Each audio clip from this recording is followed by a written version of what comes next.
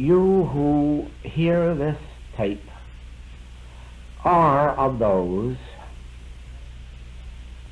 who have read the writings, studied them, heard the Word, and probably are having the experience of people coming to you for help, for healing or for instruction, or at least to know what it is that is making this wonderful change in your life. Actually, I have that in mind in making this recording. These weeks here with the students, all of whom have studied the writings, has brought to light certain phases and facets of the teaching that I know will appeal mostly to those who already know some measure of the letter of truth. Yes, this can be given to any student or any person seeking to know what the principle is, but it will mean more to those who already have some foundation in the work.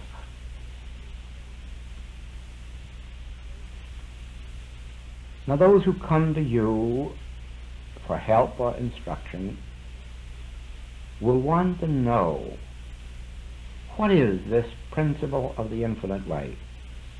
What is it that is the basis of your demonstration? What do I have to know in order to think properly about my everyday living or the problems that confront me? And it is this basic letter of truth which, before we are finished, will resolve itself into the consciousness of truth that I want to put into this recording for you.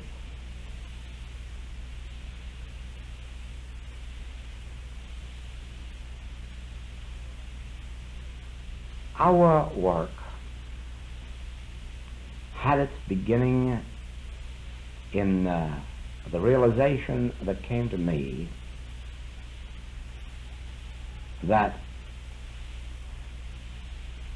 the I of me is God, not man.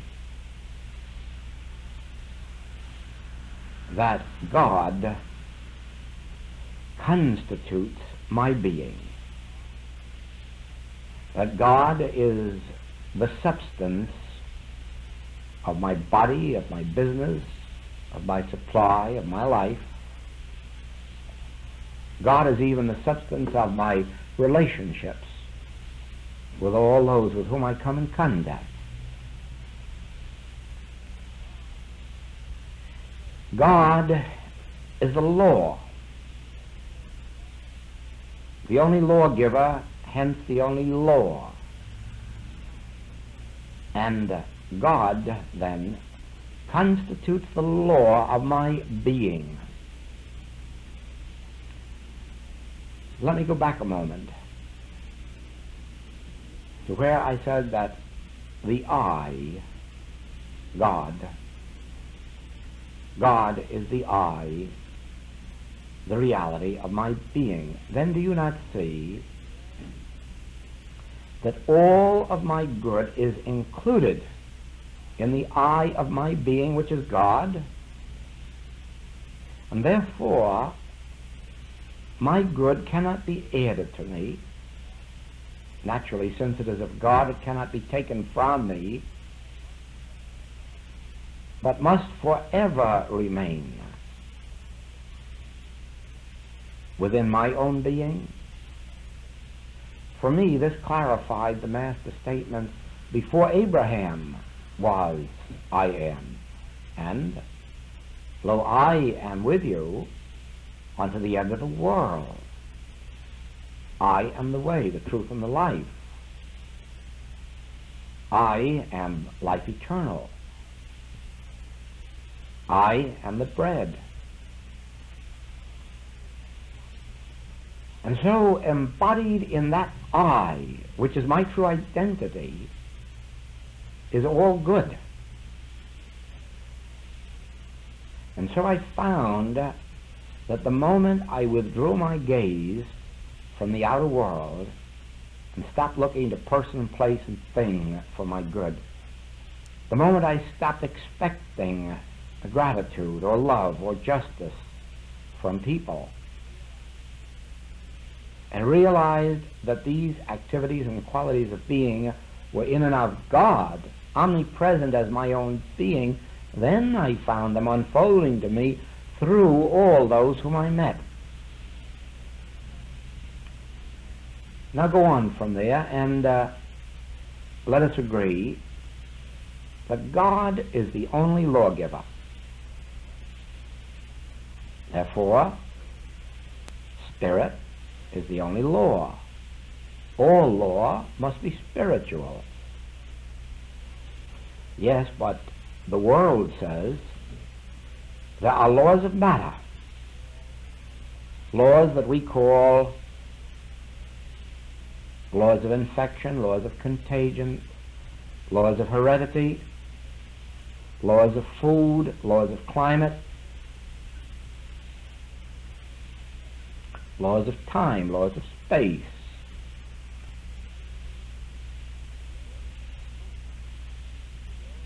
True, the world is suffering from the very belief that these laws are laws, whereas they are not laws, but beliefs. We bring about healing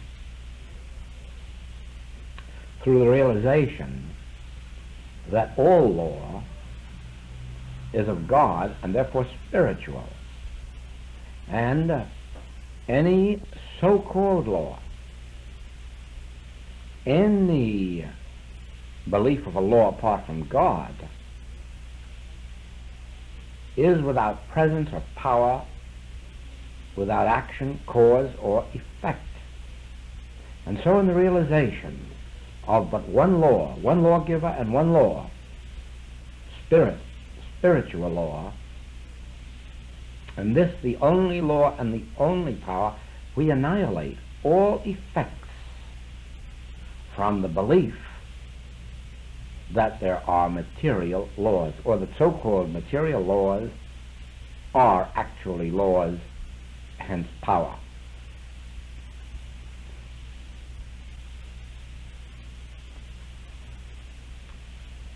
God, to us, is the source of our being and the activity of our being. And do you remember that where in our classwork we were brought to the realization that the body in and of itself cannot be well or sick, the body in and of itself cannot move or refuse to move, we learned that the source of our real being, the source of our activity, was in the soul. Many people are suffering diseases, injuries, through the belief that there are laws of matter which paralyze, through the belief that muscles can act or not act, or that organs and functions of the body can act or not act. And still others suffer from the metaphysical teaching that the human mind, either the conscious thinking mind or the subconscious mind, controls the body to either good or evil conditions. None of this is true. God is individual being. God constitutes your being, my being. And God is the activity and the law of our being and of our body. Therefore, we are harmoniously governed at all times, and to suffer a bodily discord or inharmony is to suffer from the belief that activity of the body, health or harmony of the body, can be in the body or the mind, and it isn't true. Give up the belief that there is any government of the body outside of God, and you will find harmony quickly restored. Remember, there is just as much error in the metaphysical belief that the conscious thinking mind or subconscious thinking mind governs the body, as in the medical belief that the organs and functions or muscles of the body are self-acting and can be ill in and of themselves. We in the infinite way always start with a realization of God as individual being, God as the activity, the source, the law, the cause of all effect. Now, there is a point which in Christian Science is a major one, which has caused many healings, brought about many healings, but through misunderstanding of it has prevented many healings. Remember, it isn't the statement in Science and Health that heals anyone, nor the repetition of that statement, but the understanding of the truth in that statement has brought healing to many.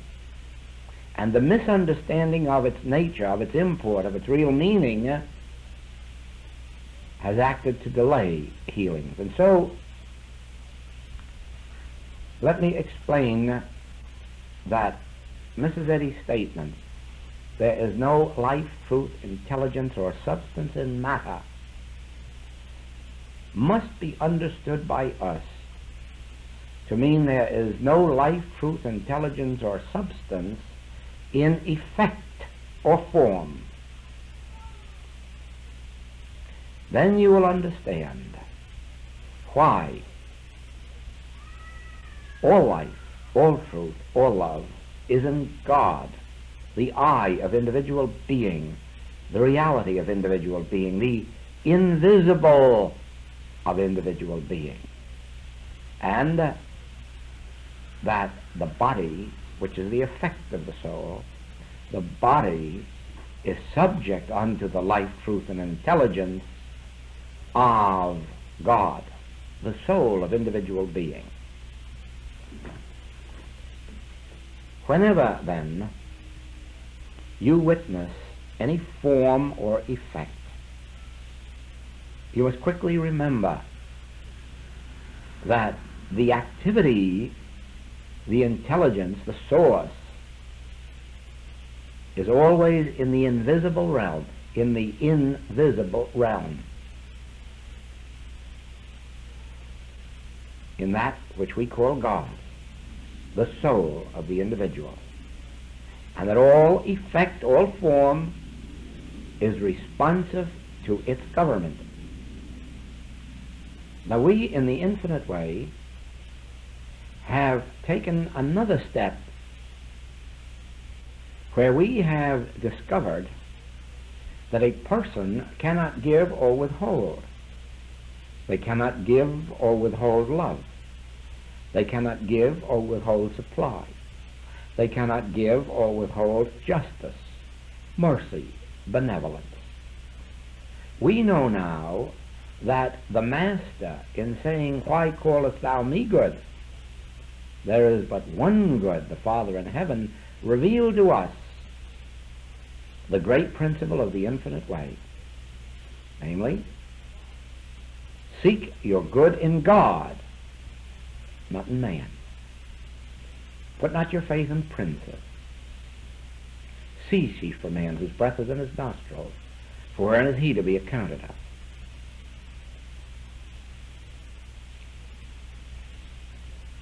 In human experience, we are apt to look to judges for justice, or courts or juries.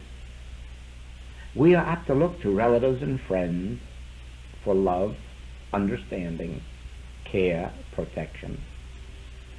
We are apt to look to friends for companionship, cooperation. But we have learned in the infinite way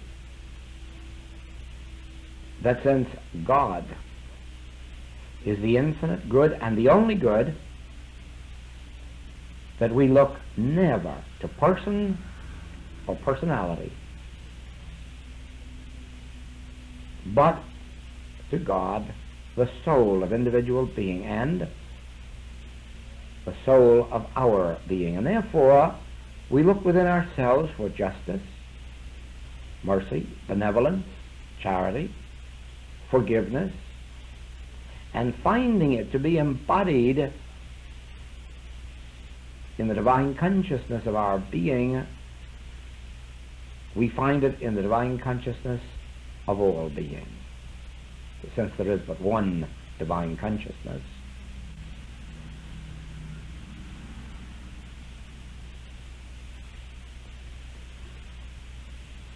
These are principles in the message of the infinite way which every student must understand in order to develop the Christ or spiritual consciousness necessary for harmonious living. Just as every student must learn the 15th chapter of John, and must learn that the branch does not expect to bear fruit of itself, but as it looks within to the invisible realm and knows that God, the Father, is the husbandman from which all spiritual fruitage must come. You would be surprised if you could know the change that comes into your experience when you have caught a glimpse of the real meaning of that 15th chapter of John, and have come into the awareness that from the depths of the within must you expect your good, not from person, place, and thing in the without.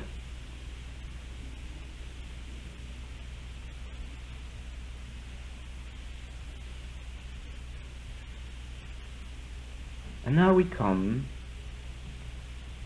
to another major point. And this one concerns the subject of immortality. And immortality is essential to us. I mean, the understanding of immortality is essential to us, since the harmony of our existence depends upon our understanding of this subject.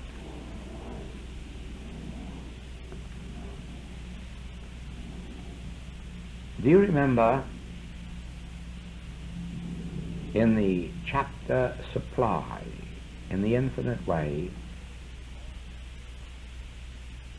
our experience with the orange tree, in which we learned that the orange tree is not the crop.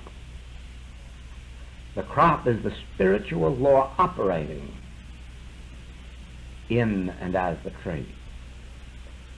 And this invisible law is the real crop. So that the actual oranges on the tree represent the fruitage of the crop the result of the crop, but not the crop itself. Now you can do anything you want with those oranges, eat them, sell them, give them away. But you haven't given your crop away. That remains in the life of the tree, to appear and reappear. Even the trunk of the tree isn't the tree.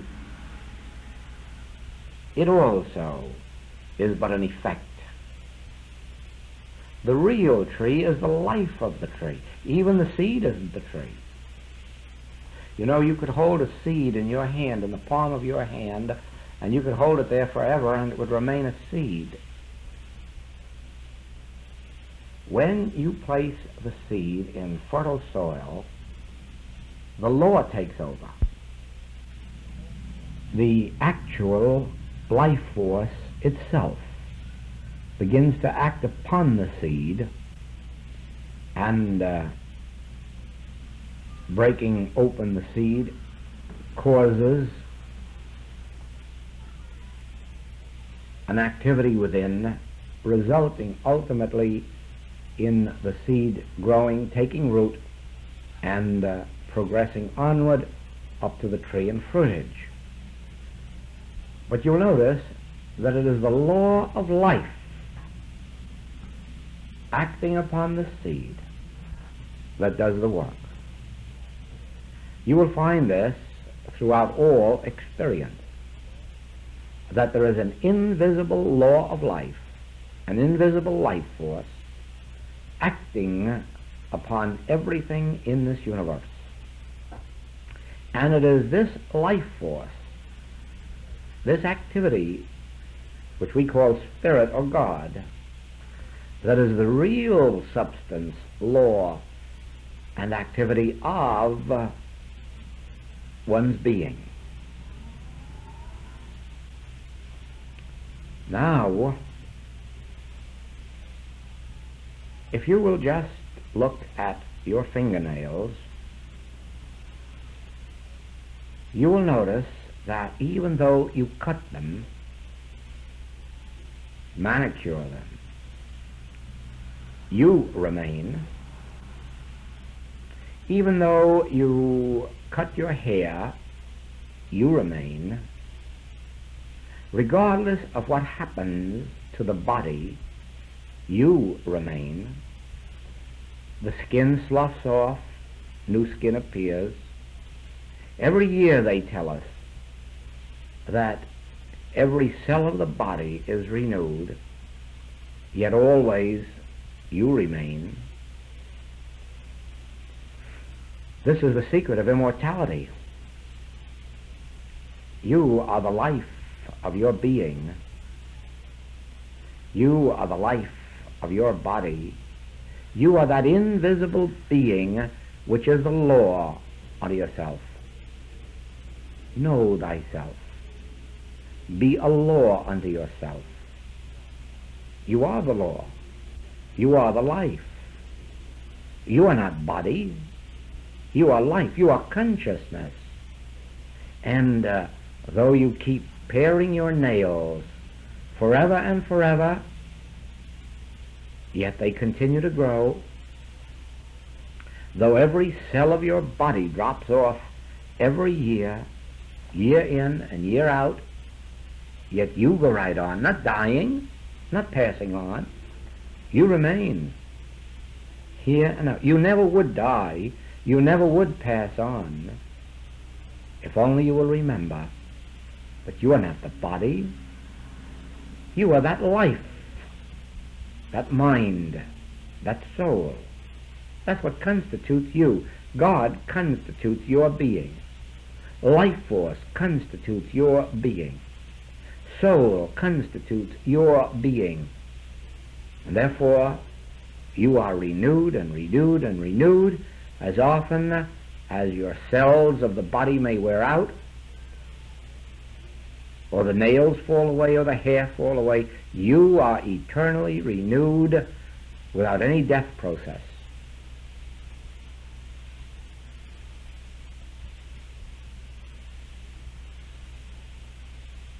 when you begin to understand that word I, and realize, yes, it is true. I am invisible. I am here as an infant. I am here as a school child. I am here as an adult. I am here in maturity. Well, it just seems as if I am always here. And don't you think you'll soon begin to understand why the Master could say, before Abraham was, I am. I will never leave you nor forsake you. I will be with you unto the end of the world. And please, students, will you remember that the Master said that if you destroy this temple, I will raise it up again in 3 days. Don't you believe that? Or do you believe that Jesus would raise it up again in 3 days? Or that Enoch would raise it up? Or Moses or Elijah? Why, no. I will raise it up in 3 days. And if you will only begin to know that your true identity is in that I,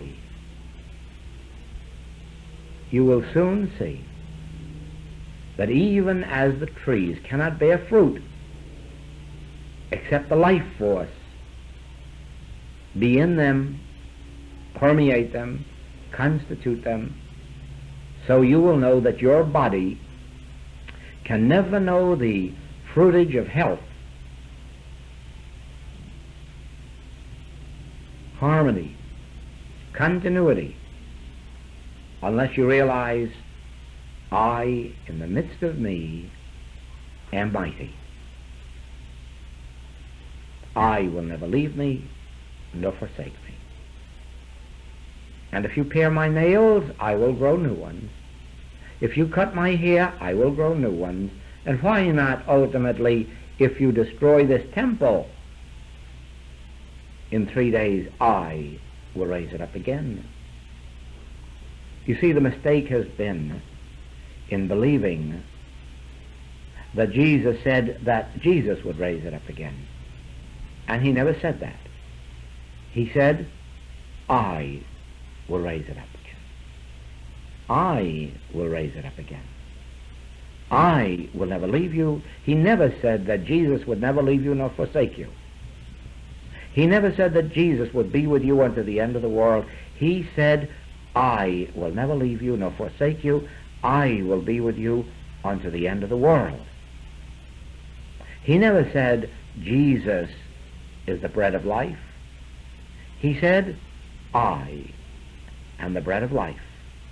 And once you begin to understand that that I is the invisible being of your being, the invisible life of you, the invisible intelligence of you, the invisible soul of you, you will know why you are immortal, and you can lay down your body or pick it up again. You can make your transition as Moses did, Enoch did, Elijah did, Jesus did. You can make your ascension without leaving a body for burial. But if not, you will quickly realize that in 3 days you will make yourself another body. You will never die. You will never be unconscious. You will never know death. As long as you do not confuse yourself with a visible tree or the crop of a tree, but realize yourself to be the life force.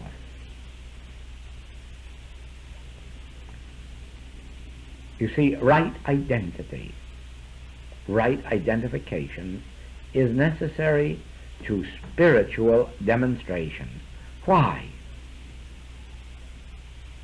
because we are not demonstrating persons or things. We are demonstrating God, our consciousness.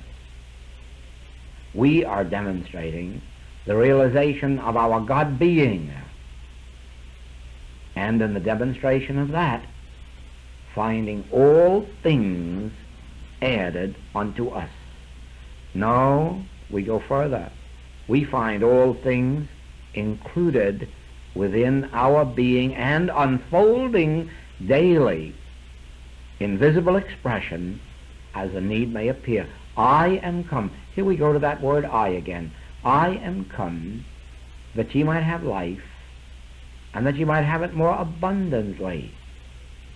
Why, surely that life force which constitutes your real being, your only being, that life force which you are, that has come that your whole experience may be fulfilled with joy, peace, harmony, wholeness, completeness, perfection, health.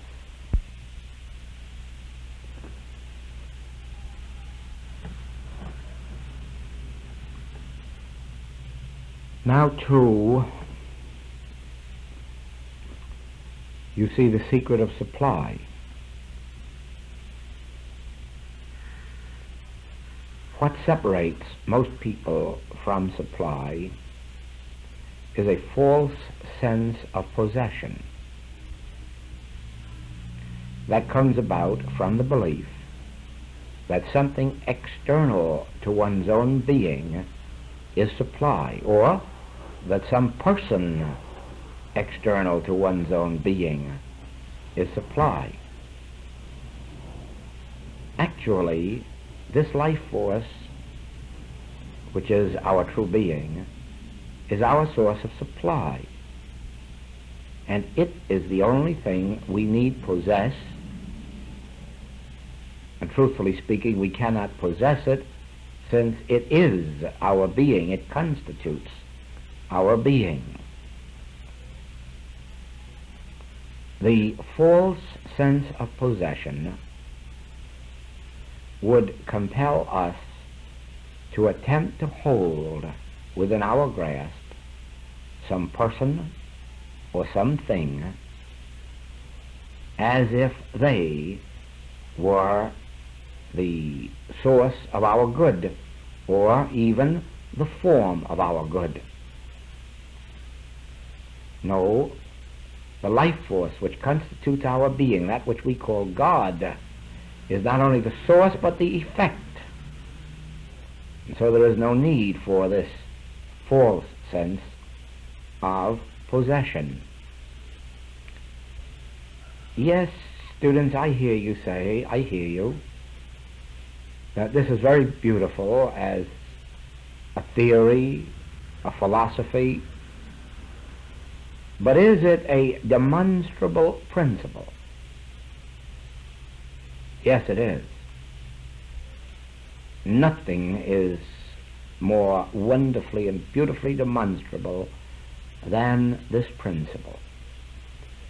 And the way you can prove it for yourselves is this. Begin with this thought. To him that hath shall be given. From him that hath not shall be taken even the little that he hath. In other words, if you begin with the understanding that the allness of God is yours, complete within you, to that understanding or realization will be added the things and forms of good. Whereas, if you start with a lack, I have not, I do not possess, I haven't got, even the little that you have will soon be dissipated and not renewed. So, in the realization then, that this fullness of all good abides in God being, in the very God being of you, and therefore all that the Father hath is yours, in that realization you can take the next step. And that is the one given us by Elijah. What have you in the house? Oh, please remember that the widow didn't say, I have nothing. A little oil. All right, you have some oil. Now that's an acknowledgement that you have. It is not a statement that you have not. And in the acknowledgement that you have, the Master says, begin to pour. Now you, when you have realized that the kingdom of God is within you, the fullness of God, I am come that you might have life, and that you might have it more abundantly, and that all this is within you, now begin to pour. Now begin to give. Now begin to let flow. Let go. Give up this false sense of possession. And let the harmonies of life, the love, the justice, the forgiveness, the charity, the benevolence, the service, where necessary even the dollars, let them begin to flow. And you will find how demonstrable this principle really is.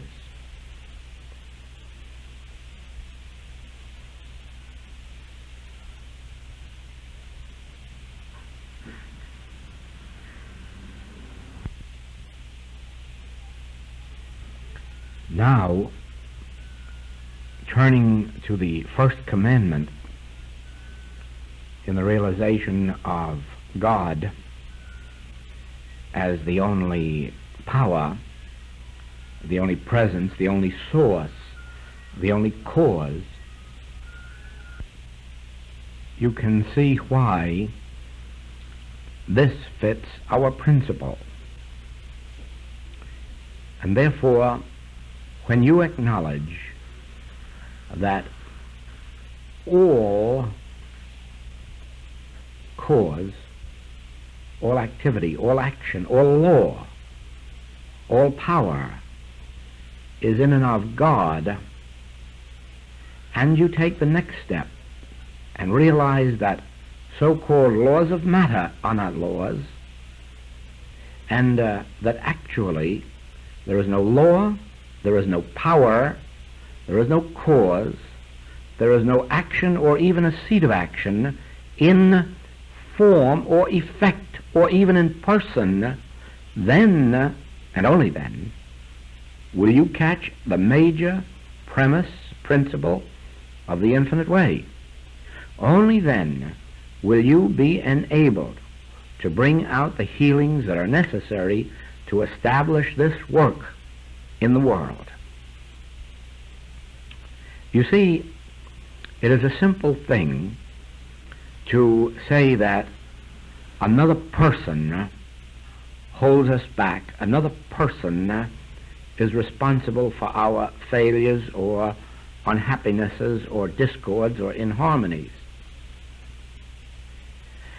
And as a practitioner and as a teacher, you will continuously be faced with those cases, those problems that would make you actually believe that some person could be a hindrance, some person could be responsible for unhappiness or lack of promotion or lack of advancement or increase of salary.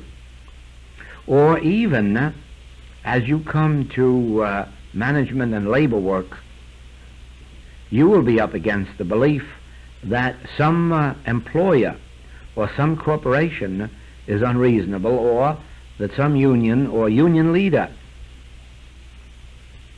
is bringing about these discords and inharmonies, and you will never be able to meet these situations until you have so risen above the belief that there is power for good or evil in person, in effect, in form, and come into the realization that all power, all activity, all intelligence, all love is in life, the creative principle of existence, the divinity of your being, only then will you be able to bring out harmonies in these world problems, in marital problems, and in health problems.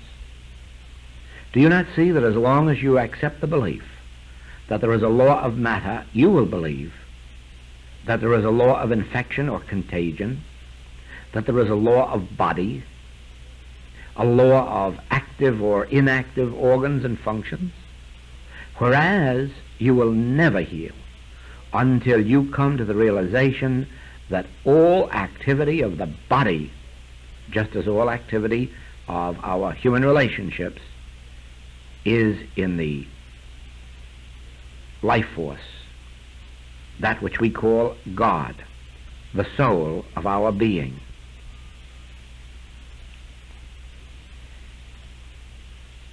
These points that I have brought out could be enlarged upon to fill many, many books.